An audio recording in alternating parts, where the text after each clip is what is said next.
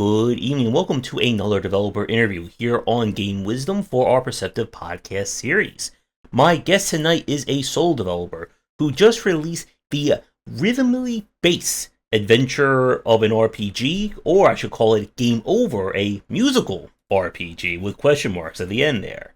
So he is on to chat about the game and anything else that comes to mind. So please welcome to the cast, Jake Houston. How are you doing? I'm doing well, pretty early in the morning, but all things considered, pretty good. Mm-hmm. And you're based out of Australia, right? That's right. Melbourne, Australia, right down the bottom right. Nice. What's kind of funny is that the night before we're recording this, I interviewed another developer from Australia, but that time we did it during my early morning. His kind of like all the time zone twistiness is at work Yeah. here. It's But an absolute minute. But it's great to chat with you. Thanks again for wanting to come on. And as I was telling Jake before we start, if you are a developer working on a game or just want to chat game dev, I'm always looking for guests. So feel free to buzz me any which way you can.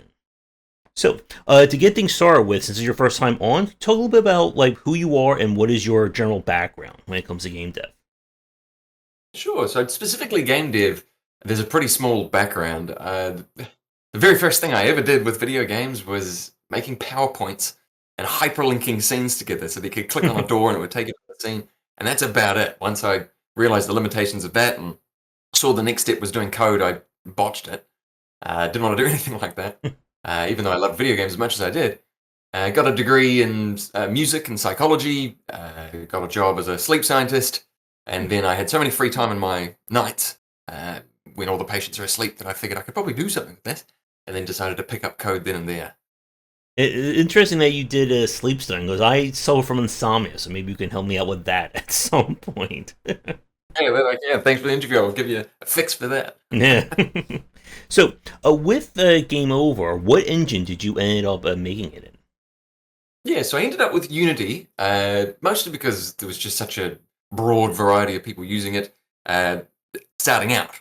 So if you get yourself into any sort of I don't know, industry standard, and you go into a program that's going to have a lot of smart people using it, then you're not going to have that much information around the back end about how to start right from the beginning. The good thing about Unity, especially when I started, was that's where everyone was starting. And so someone will post, how do you make an int? And I go, great, that's what I want to know. So it's good to start from the start for there, but I think now I'd probably move along to something else like Godot or something in the future, just because of Unity's slip-ups here and there. Yeah. Never know. For sure. And Mm. before we talk a little bit more about kind of development, for people watching us right now, what is kind of the pitch for Game Over? Right, Game Over is it's I liken it to a lot of other games that I think I loved because I think every indie dev plays a couple of games, goes, oh, I want to make that. So the inspirations are pretty heavily inspired by the Stanley Parable, Undertale, and Guitar Hero. And if you like those three games, you love that. My idea was that I was so sick of playing games like Earthbound and getting bored of the combat encounters because they repeat. Getting bored of Zubats and Mooncave and Pokemon, and starting to regret or dread the upcoming mechanics. So I thought, what if I get my favorite mechanic in a video game, which was Guitar Hero, because who gets bored of Guitar Hero? And add that as the combat encounters and make no repeats. So Game Over Musical RPG is a whimsical, funny, dark, brooding RPG that sort of deals with one of the most terrifying concepts for me, which is just death and what happens after you die and what happens before you die and the moments in between, with a very funny rhythm game based on top. And yeah, like we've certainly seen a lot of games be like inspired by Guitar Hero or like rhythm or music being added to them. And Mm. it's a very interesting point. If you're not aware, I am very musically not inclined. I have been terrible at a lot of the rhythm based games, but I think I've gotten a little bit better over the years. So, with Game Over, I guess where does like the rhythm or like the musical based elements come in terms of like the combat? So when I very first started off, I was really trying to figure out what way I would go. And I actually built an entirely different system where you would have a drum beat.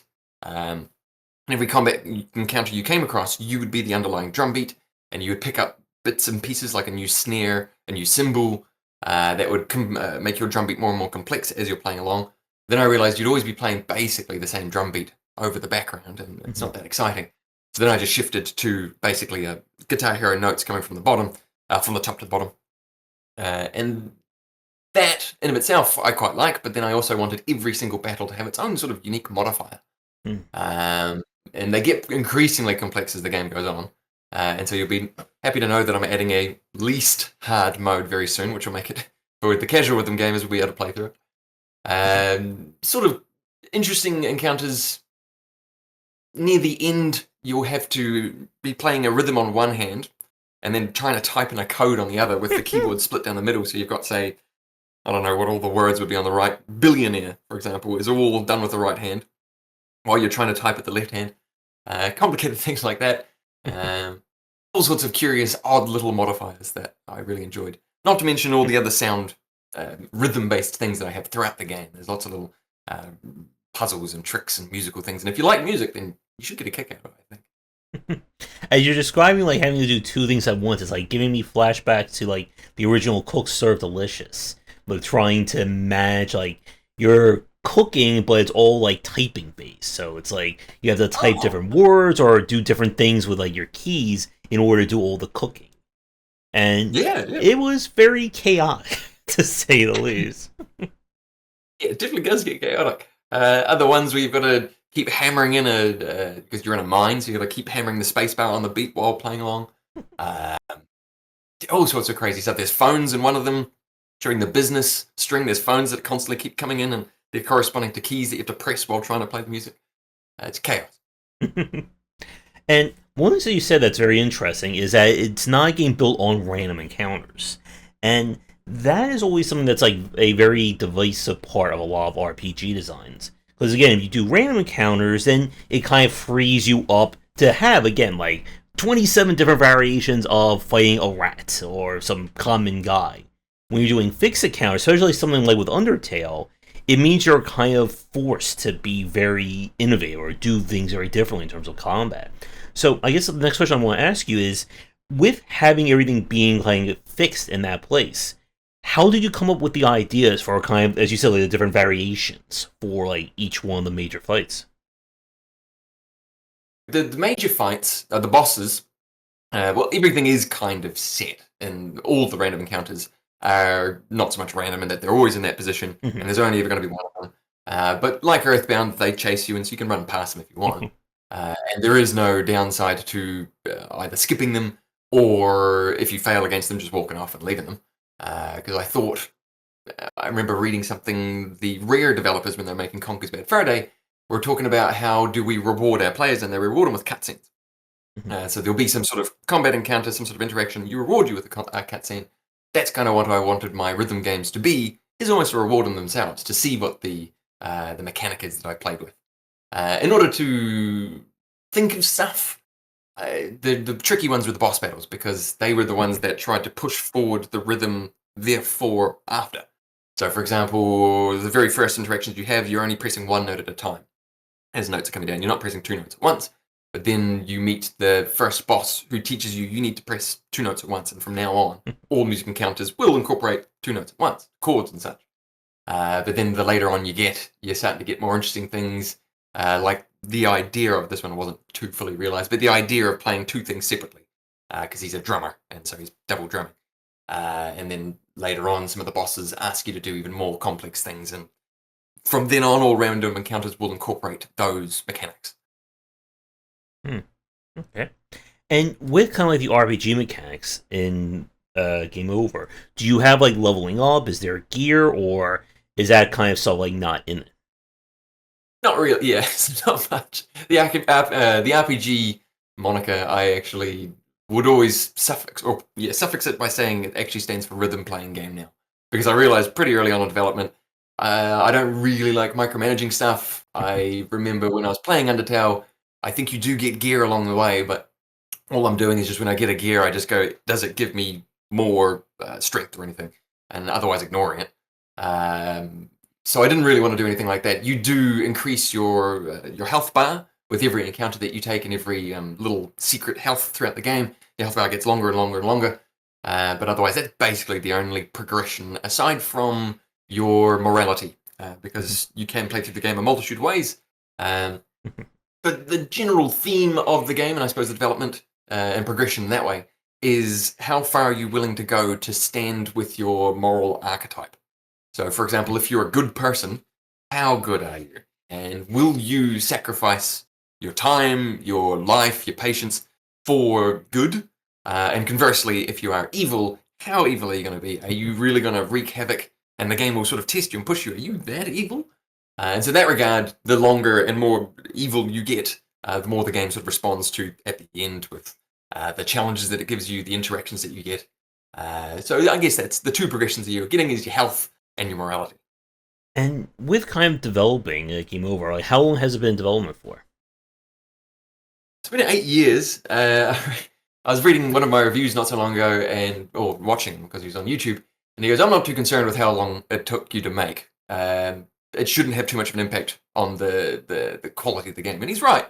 But I think 8 years of development, the interesting side effect of that is that when you're sitting on the train or you're driving somewhere and you're going in some place, and you get time to sort of think to yourself, and you come up with a couple of ideas. Having 8 years of those ideas that I could come home and stuff into the game gives me a really broad length of time and a broad length of Jacob to have inset into the game. So 8 years from start to finish, although that includes me learning how to use Unity, learning how to code. The very first thing I generated was the ugliest little background with the ugliest little dragon, with the ugliest little everything. Just getting talking to work, and that took me probably a couple of months right there. So when I say 8 years of development, I did start right from the start and finish right at the end, all from one project. I didn't do any other projects or anything like that. 8 years, 8 years since 2016 till I guess now. So we're going on the ninth because I'm still developing. Yeah, and I was talking to a lot of developers, especially like the last few months, about kind of like that challenge of like very long term, very sustained development. Did you work on Game Over fully for those 8 years, or was it kind of like a part time or kind of like in your spare time kind of deal? So when I was working night shift with the sleep lab, it was pretty much every single night I'd be able to put about 3 or 4 hours into it. Struggling then because there was lots of other things that I wanted to do, like playing video games and such, because I get lots of opportunities to just load up Knights of the Republic and play that while everyone's asleep. But I still managed to get a good solid 60 to 70% of the way through the game at night, on night shifts, while on the boss's dime, which is great. But then once I got promoted to daytime and was actually doing work during the day and the boss was over there, I don't have the opportunity to just sort of sit and code. So I then migrated all my work to typically the weekends, and my partner streams, so there's lots of opportunities for her to go downstairs and Twitch stream while I'm sitting up here and coding. And at that point, I guess it was still technically part-time, but I was probably putting in about 30 hours a week because I'd be working usually after my shifts, starting at 5, finishing at 9, and then also the weekends starting at 9, finishing at 5 to 6. So I guess it would be part-time, but almost full-time. It was pretty full-on. Nice. And yeah, I guess one question I like to always ask sole developers or first time developers, what was kind of the most trickiest or hardest aspect of developing Game Over? In terms of the broader aspects and the design slices, I think art was my struggle. Art was my weak point. I got a lot better over the time, a lot better. But I started off absolutely terrible. But once you pick up some skills and you figure out how the other pixel artists are doing it, and you think that artists in particular, if there's anyone out there who's not an artist, you think that the artists out there are absolute magicians who come along and they see something and they just draw it freehand and it's some spectacular magic trick that they're pulling. But it really is a system of skills and pieces of equipment that they've built up over the time that they all layer on top of each other. Where, for example, you might start off tracing something, literally tracing something, and just getting the shape in it right, and then deleting the background, and then just playing around, working with it. And I don't think there's that many artists that would be against that. I imagine there's quite a few artists, in fact, that will put a picture in the background, lower the opacity, and draw over the top of it, and get the general outwork that way. And once you realize that there's quite a few artists that are probably doing that, then it frees you to go, okay, it's not a magic trick, it is something. But in terms of the trickiest bit of code I ever had to write, there is a little troll who wants you to cross the bridge, and he gives you a keyboard to play, and you can play the keyboard, and you can just play a little tune for him. And I figured most people play Mary Had a Little Lamb, or whatever, and they just play it, and it doesn't matter what you play, you can play whatever you like. So there's two parts to it. There's one part where the troll will recognize a list of pre-built songs that I had written. So, for example, if you play the Banjo-Kazooie, because I love the Banjo-Kazooie music, if you play any Banjo-Kazooie music, he'll comment on it, and he goes, he'll make some sort of comment that makes you go, oh, okay. The trick with that is that you had to write it for whatever key they started. So you're not actually writing, they played C, G, A, G, C, G, A, G. What they played is this note, and then they went down 4 notes, and then they went up 1 note. So all the list of songs are 4, 1, -1, -2, -3. But then the trickiest part was that later on in the game, there's some big plot of something's been stolen, and it turns out that the troll had stolen it because he's so frustrated that you had got that song stuck in his head, and then he duets you, and you battle with your own song against him, and all the notes that are coming down are the notes that you played on your little keyboard, and so you have to play your own song. So some people I know smashed the keyboard just and gave that to the troll. And then the troll comes along and plays this big wall of notes coming towards you. That's your song that you made. And that took months and months to get that code robust and to work. A clunky little system. I guess, like, in terms of the difficulty, I was looking on the store page. You said you have quite a variety of difficulty settings. So, I guess, like, in terms of, like, the normal for Game Over, like, what were you kind of aiming for in terms of an audience? I guess, like, easy, medium, hard, that kind of thing. Yeah, I definitely wanted it to be a hard game.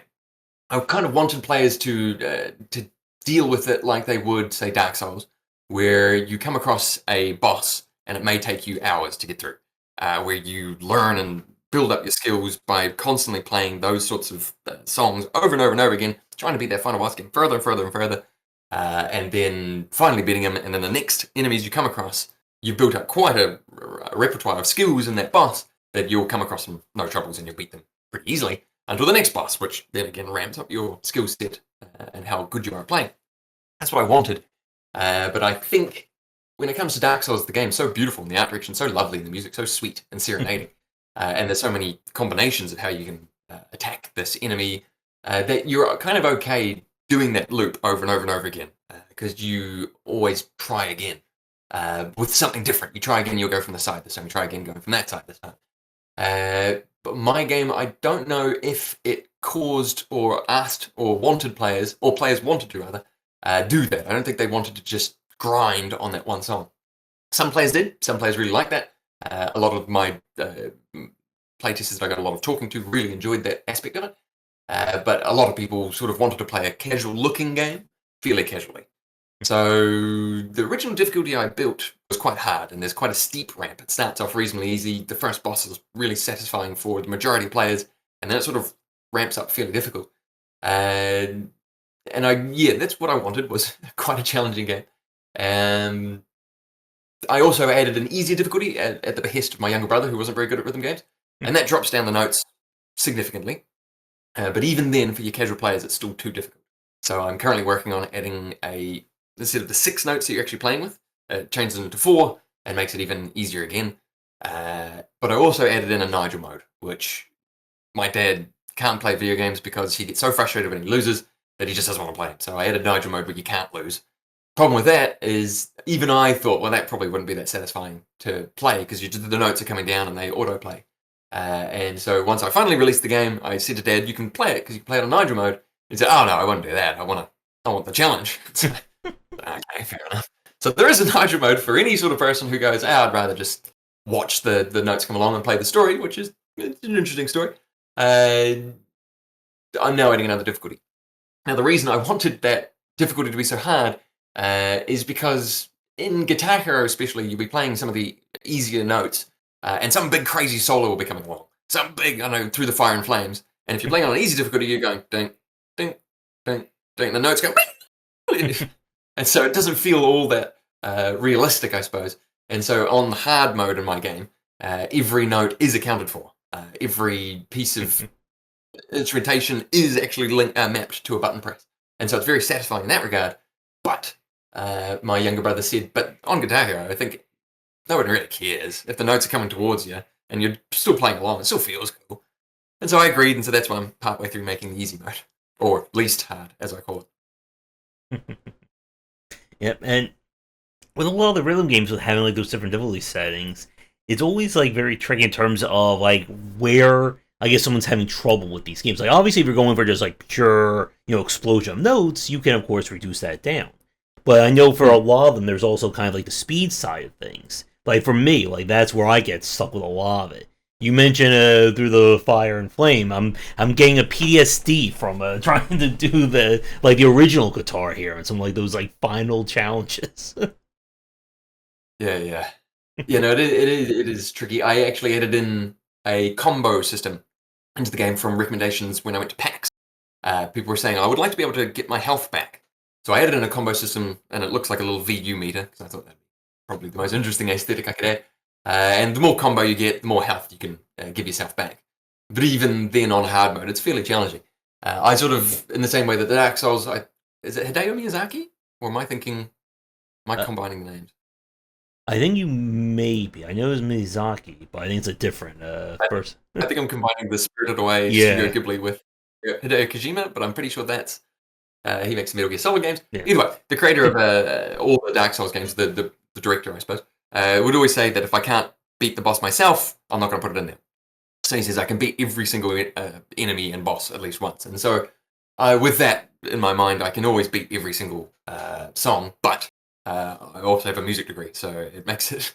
And I'm a pianist by trade, so I don't know if that was such a fair challenge to set myself to give to other people. So I'm definitely adding easier modes, and so the difficulty was probably the most challenging part of the game. I feel like I imagine most solo devs will probably have that in their belt. Is you play your game so often and so much in your testing that you become an absolute star at it, that you forget how hard it is for other people. So if I have any recommendation to give to people, it's to either playtest more, or I guess the trick with playtesting for me was that if I'm going to be bug testing and playtesting are two different things. And so if you've got a great bug tester, which I did, I had a couple of bug testers, one or two, and they were great. But the problem is that you fix that bug and then you give it to them again and they have to play through that entire thing again. And then let's say you fix this little patch here, they have to play through all the way up there. You have to either build your game robustly that it can be debugged by the player so that they can fly around it and change things and go to certain scenes and set up certain issues, and spend months setting that up, or you just hope you have playtesters that are willing to subject themselves to playing through these pieces again. It's fiddly. It's fiddly, and that's where I imagine a lot of solo devs get their feet tripped, is on difficulty management.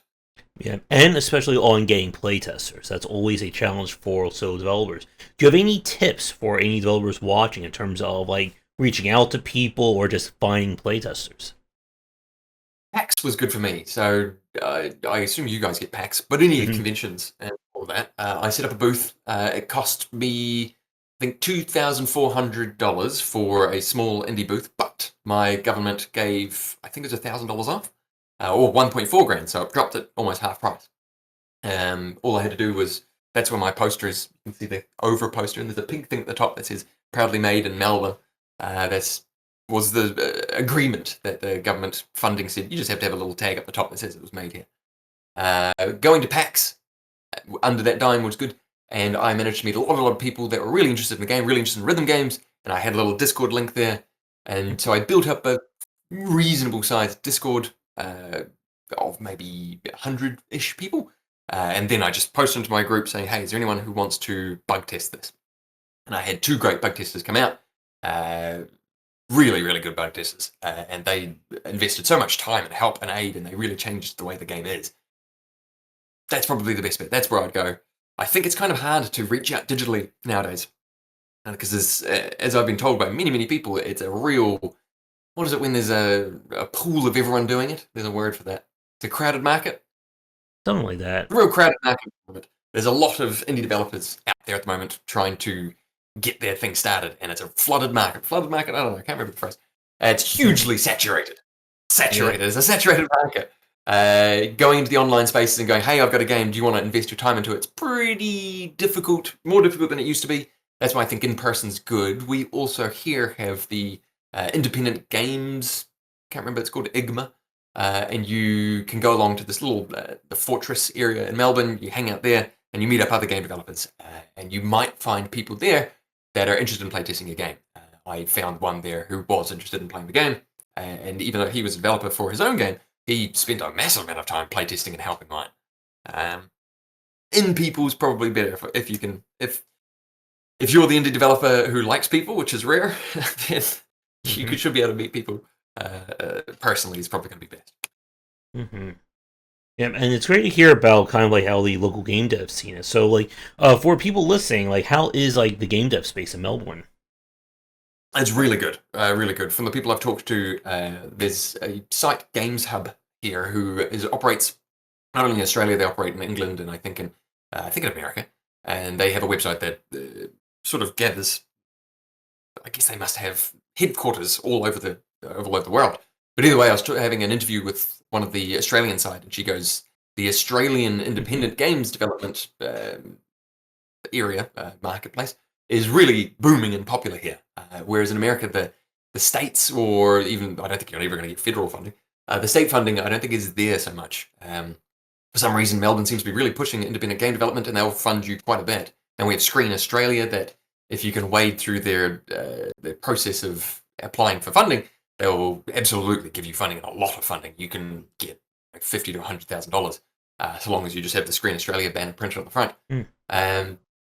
There's a really good not only funding side here, but there's also a pretty good development scene where, like as I was saying, the independent game group or whatever, there's probably 30 to 40 people show up every month, and they all show off their game. They all help each other out. They all talk, and it's all booming. And every year they have a big meetup. It's pretty big here. I would almost suggest, if there's anyone nearby, if there's anyone living, I don't know, New Zealand, the Philippines, Malaysia, on the surrounding areas, even if you're in America, you could probably skip over here reasonably easy if you've got a skill set. I'm pretty sure Australia takes in skilled developers pretty readily. And there's just a good environment here. I don't know. I'd have to hear from an American's perspective. The Screen Hub Australia, the Screen Hub people, the Games Hub rather, were saying that it is a little bit quiet in America in terms of federal funding. I don't know, or state funding, as it were. Yeah, it's definitely a lot harder here. Where, like, every state having like its own rules, and not a lot of states, I think, have too much funding or do a lot in terms of like scholarships or programs like that for game devs. Unfortunately, I know it's big in Canada. I know they have a lot of stuff built around like developers and getting grants along those lines. Oh, interesting. Yeah. Unfortunately, like, I'm here on the East Coast in the United States, and it's still very like slow goings in terms of like getting like awareness for developers. Like, a lot of the major studios are out in like California, Texas, that kind of region. But yeah, like, one of the things I've been trying to like raise awareness for developers like that. Yeah. Are you a developer yourself? In a way, not yet. I've been thinking about doing game ideas and stuff like that. I do a lot in terms of consulting work, of course, covering games, that kind of thing. But still, like, one of my goals is to like create a game at some point. Yeah, okay. Would you consider moving to Texas or to California for that? Probably not. Moving is, of course, very expensive and all that. But yeah, you never know. But I have spoken to other developers out in Australia, and they've also like sung the praises of like funding and kind of like the space there. Yeah. No, I'd certainly agree with that. I'd certainly agree. Mm-hmm. With getting back to Game Over, I say like you've been working on this for 8 years, and like one of the challenges I've seen from a lot of developers, I'm spoken to like student and first timers who've gone on like very lengthy game dev cycles. There's always that kind of temptation, just keep kind of like going around in a circle, that you develop a little bit of something and then you go, oh wait, let me add this in, and then things go a little bit further. Oh, but then let me add this in, like just keep adding more and more. So with developing Game Over, I guess like any tips or anything to help like for someone who's thinking about a long-term game dev cycle? Yeah, I guess the creator, again, I'm often looking at directors and how they keep their film process going. So Hayao Miyazaki, Studio Ghibli, Spirited Away, his design philosophy, I believe, was to start at the beginning and just sort of start and finish up where he finishes up. I think that creates quite a flowy, ethereal aspect to his films. And I believe he doesn't really storyboard anything but the major beats. And any way we get across there, he just writes and he just sees where he ends up. That's kind of how I wanted it to go as well. I had my idea at the beginning, I had major beats that I wanted to hit. I wanted this character to do this, and I wanted that character to do that, and then I wanted to end here. How I got there was however I was thinking of whatever I was thinking of at the time. My idea, my design philosophy is always beats, story moments, events. What I wanted was a event to happen here that I really liked. I wanted this thing to happen here. And then a little bit later on, doesn't matter how I get there, I wanted this to happen here. And this gameplay would be such a twist that I wanted that there. And I need to space those out. With that progress, or that system of development, it sort of locks you in, where even if you wanted to go back and add something in, you couldn't really. I didn't really mess with it. What I have at the start of the game was pretty much what I made 6-ish years ago. And what I have at the middle of the game is 4 years ago. What I have, the 75% is 2 years ago. The difference with my game is that it wasn't so much about the systems. It wasn't like an RPG where I wanted to add in this new mechanic. It wasn't like a roguelike where I was like, oh, actually I should have this new element in it. It is a narrative game where I would come up with an idea and I go, okay, I'll put that here then, because I'm in that state of my life. I can put that right here. I can figure out a way to get this character in here. I might go back a couple of scenes and put it in there, but that was the easy part for me. When it comes to staying motivated, for some reason, I was just very motivated. For some reason, I was passionately motivated to finish this game, and I never got distracted with other games, other projects. There's a couple of other things that I want to do, but for some reason, I was just locked in. I don't know what that was and what that is and how you get that. The only thing I would occasionally do is if I was really bored and I really didn't want to do this boring thing, like usually writing dialogue, because I have so many different variants of dialogue and so many dialogues that could possibly happen in so many different ways.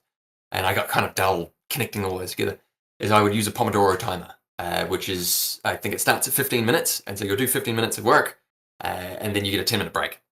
Then it becomes 20 minutes of work, you get a 10-minute break. Then it becomes 30 minutes of work, then you get a 10-minute break. And when you can see the timer going down and you've only got 5 minutes to go, yeah, okay, I'll keep doing that. And that first, okay, I'll keep doing that, is almost enough to lock you in for the rest of development. Because when it comes to development, you'll be doing something, and you'll go, yeah, I'll just play a quick game of this, or I'll just respond to this, or I'll just watch a couple of these. And then you've broken yourself. So if you can force yourself to do that extra little 5 minutes and lock yourself in for the first time, it locks you in. And you get into that flow state. So every developer, I'm sure, has a flow state where you can spend like 8 hours just typing and you're locked in and nothing's going to take you out. And if you can force yourself into that with the Pomodoro timer, I recommend, then I think you'll be fine. So long as you love what you're doing. And I love developing. I love majority of the time. I was really enjoying myself. I was really having a blast. It was almost like a video game.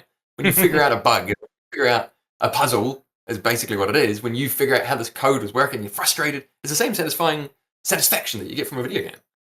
I don't know, it's crazy. It's really fun. Yeah. And what you just said about kind of like the writing side of things, like as a sole developer, what was it like writing the actual game before Game Over? Yeah, I'm not a good writer, I don't think. So there's a couple of reviews that I've had that they go, the writing is the best part of the game. Other people going like, yeah, the writing's not bad. And I'll take the writing's not bad. I'll take the writing's not bad at all. The only good thing I have is brevity, I think. I can generally get my idea across quite concisely. And that if I was ever tasked with writing an essay at university, I would often have the word limit, and I'd come well short of the word limit. And I'd always be sitting there going, but I feel like I've answered the question. The question is this: why would I want to make it 1,000 words when I can answer it in 500? And that's kind of what my video game is that the dialogue really gets to the point. Of course, it's very comedy focused, which is probably where I'm getting that brevity from. When you can tell a joke, because I did stand up for a while. When you can tell a joke in fewer words, you've got to do that. There's no point floundering. And being able to write like that was a bit of a shackle. I didn't need to, it was a bit of a shackles off. I didn't need to go back to my writing and refine it and cram it down and condense it, realizing that I flowered away too much.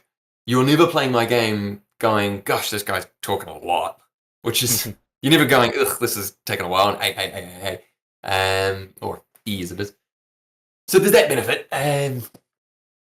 Yeah, writing, again, not my strongest suit, but oftentimes, and again, another recommendation, if I can give it to anyone, is there's a lot of different emotions, of course, my game's trying to evoke, particularly dread and sadness. Existential dread, I've got a terrible, terrible fear of death, and so I'm definitely trying to evoke that. I don't know why everyone isn't absolutely mortified of death. Every single night I'm in bed, I'm going, oh, I got to stop thinking about the fact I'm going to die. If I ever want to write that, if I want to write that character, I have to put myself into that mood. So I'll either, for the existential dread ones, I'll have to sit there. I'll have to wait till it's night as I start getting that dread coming in, and I'll just have to think about the fact that it's going to happen, and then I'll just start writing from that fear. And if I'm sad, if I become sad, if I get myself into a bit of a sad lull from, I don't know, whatever way, then I'll go, okay, great, I can write that into a character. There is a recent TV show played by the principal from The In-Betweeners. The I can't remember his name. Big tall fella. He's in Taskmaster. He released a TV show, and he's talking to David Mitchell's character. And David Mitchell's mother has just died. He's a funeral director. His mother's just died, and David Mitchell's trying to write a book, and he doesn't care. He doesn't care what's going on. And he's trying to just finish this book. And David, the funeral director guy, the big tall fella, he goes, "Why aren't you crying?" And he goes, "I can't cry now. I can't get upset now because I'm not at that part of my book yet." He goes, "I don't want to waste my grief on this chapter."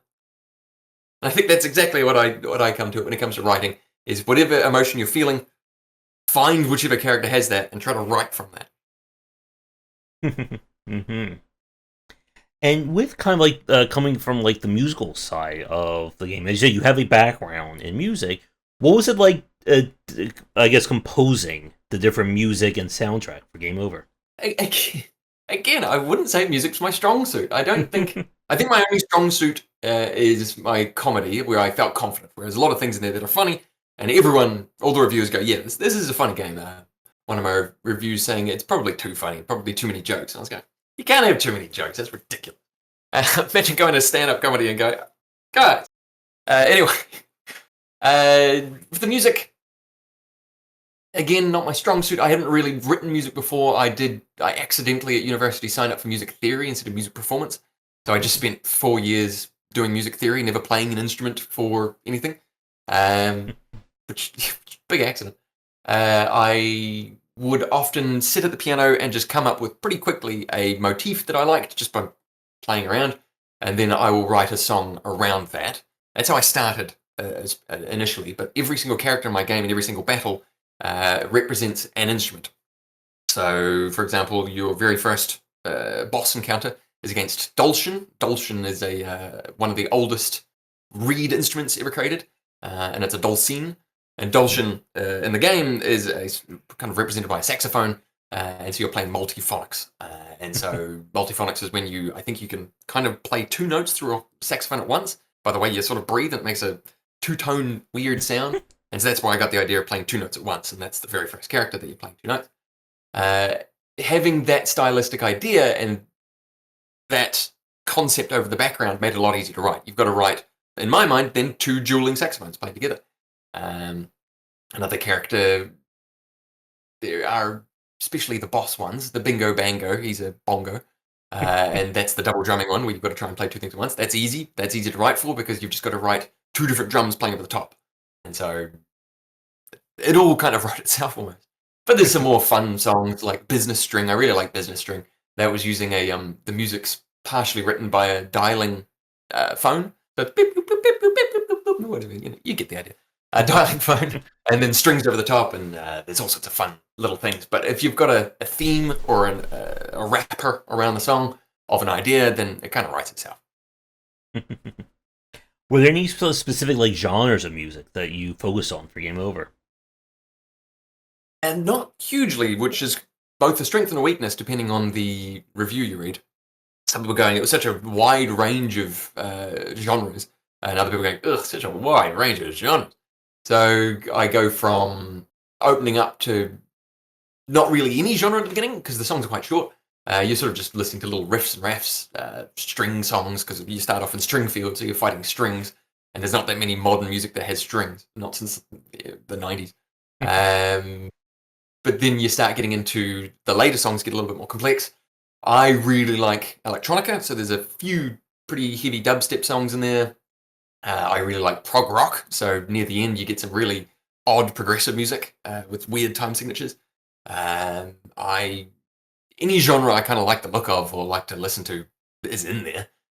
which means there's quite a few genres because I quite listen to everything really. There's a few tunes that are almost like Earthbound, where they're just sort of odd, eerie, unsettling beeps and boops. It's kind of everything. If you're going in there wanting, I want to listen to prog music, then you're going to have to play through the entire game to get it. If you're going through, I want to listen to like sort of rap style R&B, you're not going to get that because I don't really go for R&B. There'll be something in there that you'll like, I reckon. Just whatever I could get my hands on. My favorite genre, I think I wrote for near the end, you're doing a science but Soviet Russia kind of thing. You can go near the end into the Soviet Russia communist, or you can go to the Soviet Russia electronica side and sort of changes the boss who you fight with. And the electronica side was me listening to, I don't know, 60 hours of 80s Soviet era electronica music and trying to write a piece that sounds like that. And there's some weird electronica music in from Russia back then, or the Soviet Union back then. Really weird. Very interesting, and yeah, like I think one of like the interesting things about like when we see like games like really get like go very far in terms of like musical inspirations or musical themes, and like to go back to as you're saying the inspiration from Undertale, that it can really like add that like extra punctuation to like a boss fight or to the game itself. I mean, anyone who's played Undertale probably still has a Megalovania stuck in their head at some point after that game, and I was thinking of what was it? There was this game we played, RPG. It was like you play as a bunch of mice. It was kind of like inspired by a lot of like RPG. Was it a Small Tail, Short Tail? Now it's going to drive me crazy if I don't see if I can remember that name. But one of the things that it did was like for certain boss fights, it would go with like very different music, very different themes of music to kind of represent those bosses. And I always like when games do that because it again adds like that little added like oomph to like an interesting or original fight. Yeah, sense. Yeah, you're not wrong.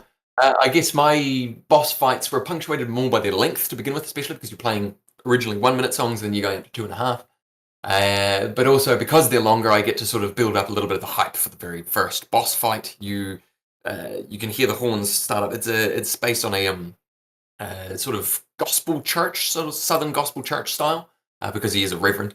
And so it starts off with that classic talk and response with the horns and the organ and the drums all talking to each other. So the horn will play something and it'll wham, wham, and so sort of build up the suspense that way. And that was probably the designation between boss and not, I think, for me. But having a different genre is a good idea, I reckon. It would be a good way to throw you off and make you go, oh, okay, something else is on. Something else is happening. Oh, and I looked up. The game was Small Saga. That was released in 2023. It was kind of like this RPG where you play as a bunch of like mice under London, and it was like this like massive epic story involving mice and other critters. Yeah, cool. All right, I'll have to look that up. Small Saga, SAGA. Saga. Yeah, and I guess like keeping with that, I guess there's another interesting point. Like something that you said a few minutes ago about kind of like how saturated the market is. Like we've seen a ton, especially like the last like 3 to 4 years, of like very interesting RPGs being released. We had Look Outside earlier this year, Fear and Hunger 2, I think it was like last year, the year before that. And the genre, I think what's like very interesting is that while so many developers are obviously inspired by like JRPG design or CRPG design, we're seeing like a lot of variety in terms of like the flavors of these kinds of mechanics and systems. And I just want to get like your thoughts on that. Obviously, making an RPG yourself in terms of like how much variety there is these days. How much what, sorry? Variety. Variety. Yeah, so when I first started, of course, 8 years ago, it was a much smaller market and much easier barrier of entry. Well, I say barrier of entry, but barrier of entry is fairly small. If you got $500, you can get on Steam. But to make yourself stand out, not only is it a funding issue because you've got to pay for marketing or spend a lot of time amassing a audience who will market the game for you, but you've also got to market a game that is marketable. And there's a lot of games out there. There's a lot of people out there who go, I want to build this game that is a good or great version of that game. But that's probably not enough. It needs to be, you think of Slay the Spire. Slay the Spire took two different genres that people had not really ever done before, and that made it stand out. and also I think they spent a lot of time making character designs that were distinctly visually distinct, which is a big thing.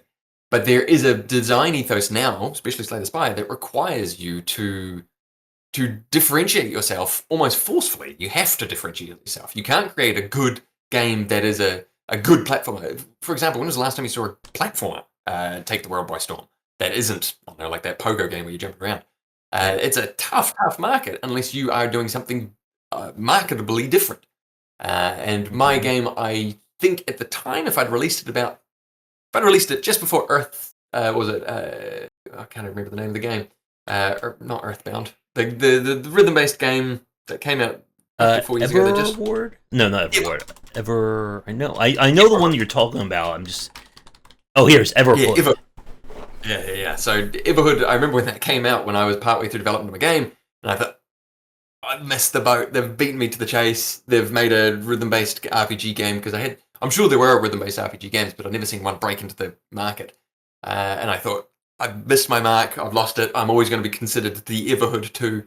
And then I played Everhood, and I realized it's not really a rhythm game per se, in that the notes are coming towards you. You're not playing them. You're getting out of the way of the notes, and you can do that at whatever time you want. You don't have to be on the beat or anything like that. So it's almost like an interactive visualizer, interactive music visualizer. And so I thought, okay, I've still got the market. I can still play Guitar Hero with an RPG, which I hadn't seen, and I don't know if I still have seen, which is, I guess there are games like Crypt the Necrodancer, which it came out, which is sort of a step-based Guitar Hero game. But again, I think they also went the correct route of only doing 4 notes instead of my 6. Marketability and standing out it has to be part of your design ethos. You have to, in your mind, go, I'm going to build this game, but I need to build it in a way that it will sell to an audience. Nowadays, I don't think you needed to do that back in the day. I think you could make a platformer that was just great back in 2010 to 2015, but now you need to make a platformer that involves this RPG with this voice actor from this part of the world, and you have to layer it with something interesting. I think you have to. I was like telling some people I was consulting with the other week that like one of the biggest challenges, you have to be able to explain to someone why should they care about your game. And as you just said, like platformers in particular, like I have, like for people watching, they know I have played a whole lot of platformers. That was my first design book I wrote on platformer design. And it's that challenge of, if you make a really, really great platformer, you're going to attract platformer fans. That's it. You're not going to get like anyone else. It's never going to kind of break containment in that respect. When you look at the games that have done really well, like a Hollow Knight, like a Celeste, or even going farther back, like a Super Meat Boy, they did something that was different, that stood out. It wasn't just being a good platformer. It was a good platformer with, X. And it's that X that you really have to, like, harp on. And it is very hard, because when you're designing a game, it can be very difficult to know why is someone going to play this game. Like, going back to what we were saying a few minutes ago, like, you are really good at music theory and playing your game. But how do you translate that to someone who isn't good or hasn't been following your game for 4, 5, 6, 7, 8, 10, 15 years of development? That is a far harder story. And like, to get back to being a sole developer, it's also where I see a lot, or I often see like sole developers or student developers tend to struggle with, because obviously you don't have an experience of making 5, 10, 20 ship games to kind of fall back on in that respect. Yeah, you're not wrong. And if there's one thing that I think I could sort of press, is that if you do make a video game, and it's your first video game and you're a solo developer, you need to reconcile with the fact that it's probably not going to take the world by storm. I think every developer likes to think that their game's going to take the world by storm, but there's another developer in Melbourne, and I hasten to even remember the name. It's bad. I should have remembered the name. But he's a solo developer from Melbourne. He released a game, and it seemed to get fairly good reviews, but it just didn't take off. Then you have to think of the developer of Hex, who made Inscription. I'm sure when he made Hex, he thought this game's going to take the world by storm. And it wasn't until his later game, Pony Island, I think, and then Inscription, that it actually took off. And so you have to view your game as Hex. You have to view your game as the game that was good, that didn't capture the market, but you're going to take all that knowledge for the next game. I'm sure the developer Jonathan Blow of Braid, I'm sure he made a video game prior to Braid. I don't think Braid was his very first game. Even Toby Fox with Undertale, he was releasing a lot of small ROM hacks before he ever released Undertale. If you're a solo developer, you need to reconcile with that, and you need to have another game up your sleeve that you are ready to hit the ball with, that you're ready to get a home run with, now that you've got that skill set. Yep.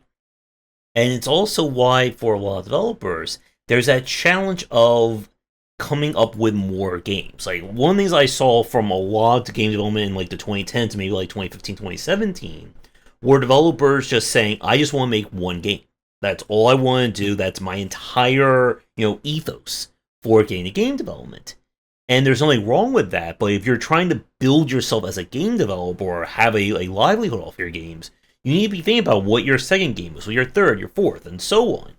And I think one of the changes that we've seen, especially like the last 5 years, have been a lot more developers getting in the industry going, I'm going to make multiple games. I'm not thinking about just like that one game that's going to be my entire thing.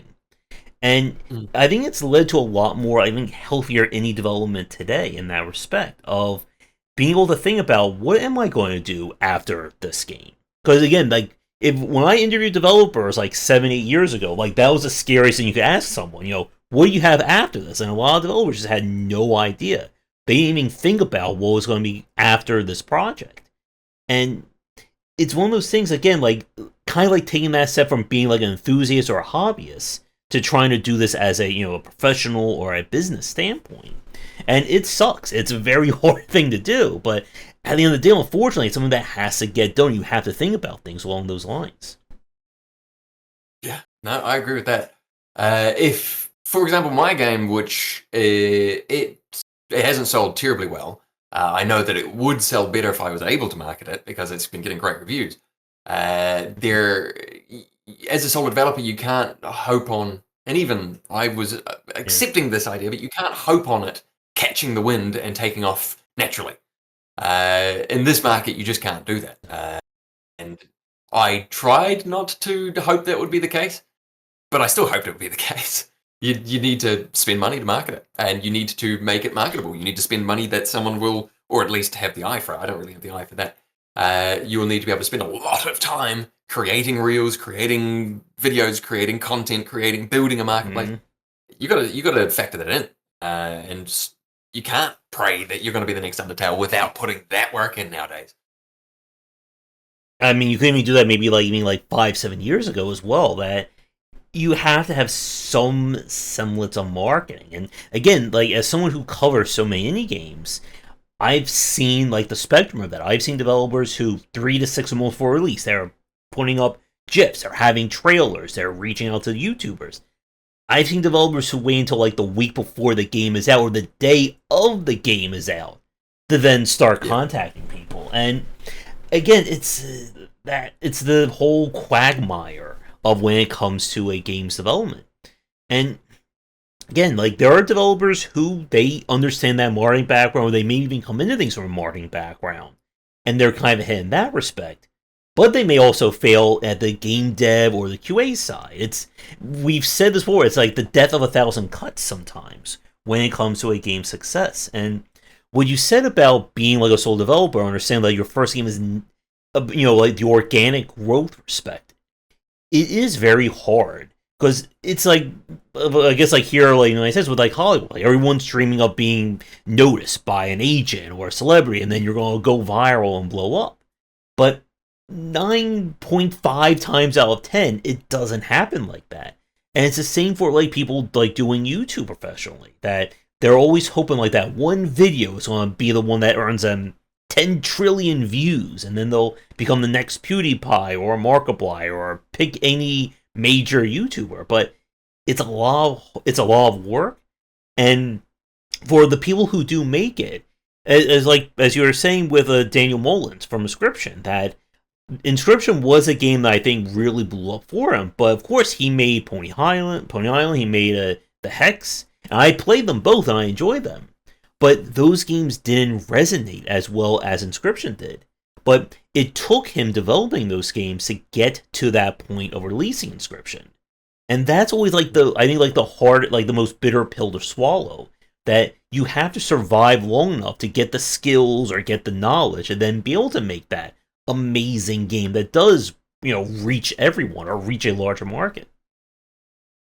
Yeah, yeah, you're 100% right. And I'm sure that most indie developers appreciate that nowadays. I think most people know that, and I'm pretty sure most YouTubers know that this is a hard nut to crack. It's not going to be easy.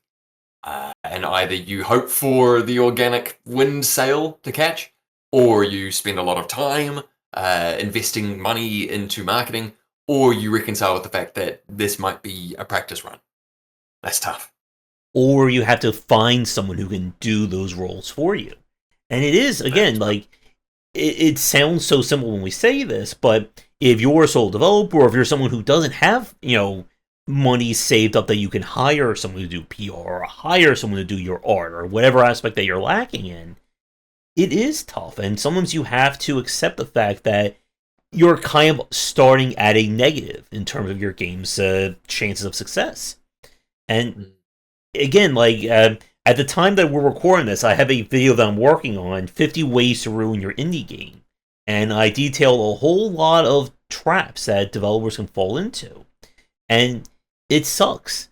But I think one of like the nice things, or at least quote unquote nice things about game development today is that there are so many examples of games failing and games succeeding that you can learn from a lot of these successes and failures. And like one of the things that I find very interesting is I've spoken to a lot of first-time developers, like students who came out of university or came out of college and make their first game. And they were like, yeah, I studied all these games. I watched all these games I liked, I watched all these games I didn't like, and I used that. And we were talking about game development like circa 20, 25 years ago. A lot of developers didn't have like that kind of like the knowledge base. Like it didn't really exist back then. Outside again of working at a major company to be able to get into game development. Yeah. Yeah, no, that tracks absolutely. That makes sense. Yeah, so I guess like going back to Game Over, with the game being officially out, I guess to start to like kind of like wrap things up for our conversation, with being a sole developer, what was it like, I guess, like reaching the finish line for the game? Because again, like this is another aspect for a lot of first timers and sole developers that can be one of the hardest things. Being able to actually say, my game is done. Like it's time to send it out into the world. Yeah, it is tough because I think every developer from every walk of life, from every publisher, from everyone, is sitting there at the release date going, God, I hope I patched the bugs. I hope I patched the bugs. And that once I release this, what if on AMD systems, what if on anyone using a Pentium system, the game just busts and breaks, and they're going to be sending error reports, and I'm going to have to sort that out. And so, even though my game was surprisingly not very bug filled, very surprisingly, I didn't get many bug reports at all. You still think that there's someone out there who's going to get the most cataclysmic, computer destroying bug that they've ever seen in your life. So I'm sitting there I think at Steam you have to type in the words release my app, which is very thematic and very as you're typing it in. And it is a stressful moment of clicking release. And I had a small group of people who wanted to play the game on release, who probably downloaded it the moment it became available. And that was nerve-wracking as well, as seeing if they reported to go, hey, by the way, this game doesn't boot up. It doesn't actually do anything. There was a moment of time when I updated the game slightly. I had sent it out to a group of Australian reviewers, podcasters, and I said, here's the game, and then I released an update. Little did I know it completely broke the very first battle, like within a minute into the game. You have the first interaction, throw into the battle, you hold down the two buttons to charge it, and it just goes, and I realized about, I don't know, the next morning, and I fixed it, but I don't know if those reviewers who got that game tried it that night, got stuck and thought, oh, this guy's doing a bit. I think he's trying to trick me into thinking this is a full game, but clearly it just loops around as like a bit that he's doing. And I never got back in touch with them even after I fixed it because I was so stressed about the idea of them getting caught in that bug, even though they probably didn't. It's nerve-wracking. It's nerve-wracking, and it's mostly the bugs, I think. If you are a developer, you probably think your game's great, and so you're not stressed going, what if everyone hates it? I hope. But if you've got a good enough bug testers, you should be okay on the release day, I think. And you need to make sure, I gave myself more time than I needed. I gave myself an extra 6 months of what I thought I needed, and then I pushed it 3 months ahead of that. Yeah, you need to be confident with it. Otherwise, you're going to kill yourself. You're just not going to be able to do it when you're on the release date and there are bugs. You're not going to do it. You're going to be sweating bullets. Yep. And of course, like that nightmare of finding like that one bug just as you hit launch is probably keeping a lot of developers who are watching this up at night as they're trying to finish it. And sickening. And I guess like with finishing Game Over, like one thing I always like to ask developers when it comes to like ending their games is like knowing when the game is over. Knowing, I guess no pun intended with the title, but like I guess like, from a development standpoint, what was kind of like your goal of like knowing, okay, once this is in my game, we're finished. Like it's done. Like we can start getting it ready to be released. Yeah, going back to sort of my design ethos of building the game as its story progresses. Once the story had finished, and once you'd gotten to the end boss and beaten the end boss, the game's kind of done. I went back, of course, and polished up lots of things. I went back and redid basically the entire first part of the game's art style. But having the game completed from start to finish, being a narrative game, I guess it makes it a bit easier than, say, a roguelite. I could go back and polish what I needed to polish. And of course, any artist will give a brushstroke here and a brushstroke there and never finish the painting. But I'm a little less of a perfectionist than that, which is good. I'm not a perfectionist in that regard, which is a lovely trait to have. But I still went back and I polished this and I polished that. And with all the time I had left over, I could just polish. And I could just fix up this character and I could fix up this little bit of dialogue that doesn't read right. This enemy encounter, a little bit off timing, I'll fix that. That's the benefit of a narrative-based story. And I guess like a platformer as well, right? You've got level 1 through 100, whatever. Once you get to level 100, you're completed and you can go back and polish. I empathize with your roguelite developers, with your Slay the Spire-esque card-style developers, your Balatros, who your game isn't so much a narrative, it's a system. It's a bunch of systems that you're building. And of course, you can always refine the system. And the game, that is the story, so you'll never finish it because the story can always be refined more. Unlike mine, which is start to finish. It's tricky. It's tricky. If I have any recommendation, it's build a narrative game. Makes it easier. Yep. And again, like there's always, like from a mechanical standpoint, there's always that temptation. Just add in another level, add in another boss fight, add more mechanics. That has always been like I've seen a lot of first-time developers struggle with that idea of, okay, let's make a platform, but let's add a racing segment. Let's add a stealth section. Let's add a cooking section. It will just, it won't take too long to add all this stuff into my game. I know that Everhood, or was it Undertale? I think it was Everhood. I think they did add in like a little Super Nintendo-style Mario Kart racing game in there. I think that was Everhood. And I remember when I was playing, because I think also Everhood had that 3D walking through the desert scene. And I remember thinking, when I reached out to the Everhood developer going, oh my god, it feels like we're making the same game. I remember thinking his exact thoughts. I felt like we must have had parallel ideas. Because I wanted to make Undertale with rhythm based, and I thought, but I want that mechanic of being able to choose, like Undertale, to either kill them or not. And I thought, but I couldn't think of a way except for reflecting back the bullets, and I thought, well, that didn't sound that great. But I think that's what he managed to do. And so I thought, we're on the same trajectory here. And I also had the idea of adding genre-bending parts to my game of maybe a racing system, you're right, maybe this system, and maybe this mechanic. But for me, I couldn't get the cohesion down, which is a benefit because then I didn't have to generate all these extra little bits and pieces. So my game's very much one idea that evolves rather than 5 different ideas that coalesces. And I think that made it easy for me and safer. Yep. And it's always good. I think one advantage that we've seen is having limitations, like either that, either that are self-imposed or just by limitations of like what obviously your income or your budget or your own expertise is, because it can lead to making very interesting designs. And that, I think, could be, I think, one of my final points, is like there's always, again, like to go back to some of the struggles of being a solo developer, of how much can you reasonably do. We were talking a few minutes ago about, again, like limitation when it comes to marketing side. That's obviously a very hard wall for a lot of developers to get through. But there's always, like, to go from a development standpoint, the biggest nightmare, I think, for a lot of developers starting out is the fact that you can make anything you want. So, what do you want to make when you have the freedom to make whatever kind of game you want to develop?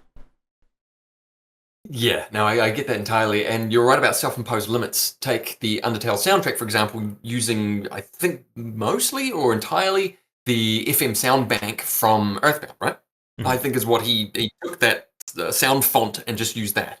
And that self-imposed limitation is excellent in terms of stopping you from nailing yourself to a wall in terms of how much I can do because you've limited yourself. So I limited my art style to 32 by 32 pixels because, of course, I'm not an artist. And so that made me Mhm. limit myself in that regard. With my music, every area is a different orchestra. So you start off in Stringfield, you go to Windy Woods, you go to Percuston, you go to Brasshole. The music in each scene was written only in strings. And so that limitation framed what I could and couldn't do. And you've got to give yourself confines, I think. You've got to narrow yourself artificially and thematically, especially if you can, which is why Windy Woods is only woodwinds. So I've thematically, narratively condensed my Mhm. range. And I think I did that everywhere. I did that everywhere throughout my development process, is purposefully limiting myself. If I could finish with an analogy, is when I once had a PlayStation when I was a kid, PlayStation 1. And my friend's dad gave me a modded PlayStation 1 with about 80 games. And they brought them all home. And with 80 games to play, I didn't want to play any of them because the next game could be better. The next game could be better. Why spend an eternity of time playing this game when this game could be better? I thought it's much better to have one game that you can play, and then you'll rinse and repeat that one. And that design ethos of limiting yourself and not giving yourself too broad a brush, lest it become unfun. I think you're 100% right about limiting yourself.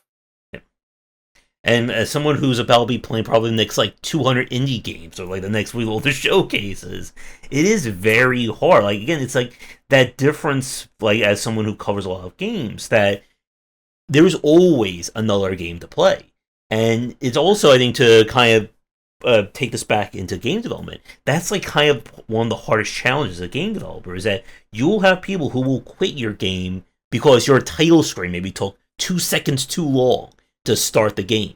Or, the very first battle annoy them in even like the most minuscule way, uninstall, refund.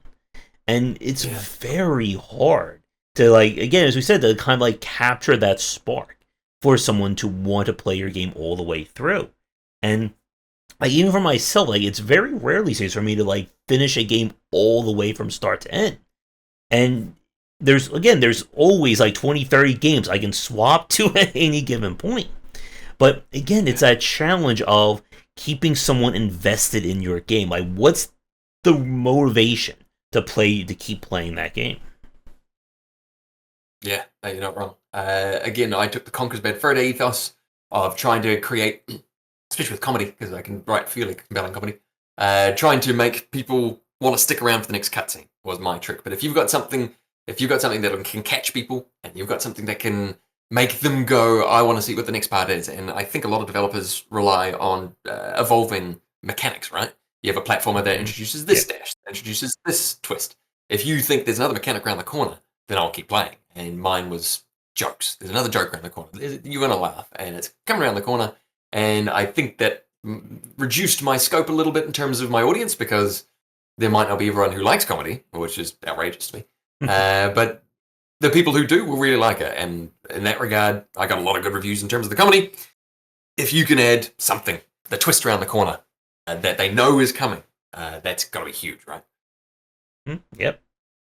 And like to go back to Undertale, like always having a new song, a new wacky character that the fandom would have fallen in love with. Like it's all these little things that can keep someone playing. And I think like as like my final point is one of the things like harp on for a lot of developers that don't think about your game as a 10-hour experience. Think about your game as these like individual segments. Like get someone to play your game for 5 minutes, and then 5 minutes turns into 10 minutes, 10 turns into 15, 20, 30, and so on.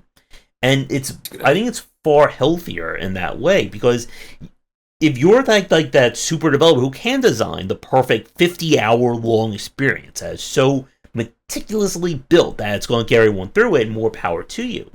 But as we've said, like the consumer these days is far more fickle, and you have to be able to convince someone within 3 to 5 minutes why should they give this game the time of day. Yeah, yeah. The good finishing note, I think. That's good. All right. So I guess to wrap things up for the cats, a few kind of like rapid fire questions for you now that Game Over is out.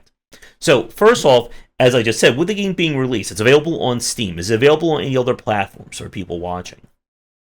Uh, yes. I've had a couple of people reach out and say you should put it on the Nintendo, the Wii store, and the Xbox store. And I think it's reasonably easy for Unity developers to export to at least Xbox. And I've got controller support already, so that should be easy. But at the moment, just Steam. Okay. And with the game being out, as we were saying like just before we started, that you're still patching, you're still updating it. I guess anything like major in terms of updates that you're planning for the game. Yeah, so I've already finished the arcade mode. So every enemy that you encounter gets unlocked in the start menu, and you can play the arcade. It gives you a score. There's modifiers now. That's coming out probably in the next couple of days because it's all patched and bugged free. Then I've got the easier difficulty mode, and then I'm going to be adding in the leaderboards. So Steam lets you have, I think, a week of front screen push where they'll market your game for you if you've had an update, a big update. So I'm trying to spread those out a little bit so that I can get my full month's worth because you'll have 4 of them. Leaderboards is going to be a big one because I think everyone wants to be at the top of any leaderboard, right? Imagine if you're the only person and you dominate this game and you're at the leaderboard. That could be you. All right, and Those are the then big ones. and then going back to the question that I said that always scares developers, have you given thought to what your next project's going to be? So I've bought a couple of books from my bookstore about an idea that I'm wanting to work on. Very Stanley Parable-esque, but with a different flavor. And there's a YouTube creator called Mecha Games, a beautiful Irish YouTuber with the most sultry, beautiful Irish voice. I'm going to try and hire him for my narrator. All right. So, to wrap things up for our conversation, Jake, any final points, any final thoughts you'd like to say before we end things?